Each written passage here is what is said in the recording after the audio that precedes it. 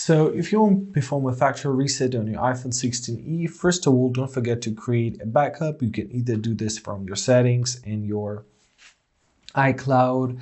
So here's your iCloud. You can perform a backup here, or you can do this by connecting your iPhone to a computer, and you can do this through Apple Finder.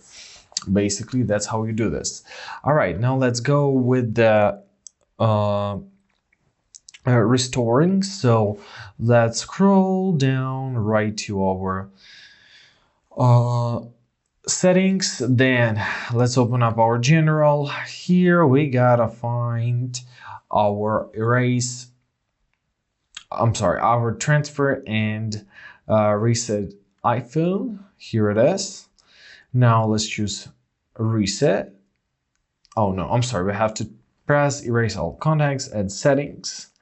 Press continue, confirm choose by pressing erase iPhone, enter your password, screen passwords. So as you see, sometimes it performs an additional backup like mine do, which is a very pleasant thing to have. And basically that's it. Now give it like a minute to do the whole reset process. And there you go. Now you have your new iPhone like from scratch. Now you can either sell it or gift it to someone, or maybe you just wanted to clean it up this radical way.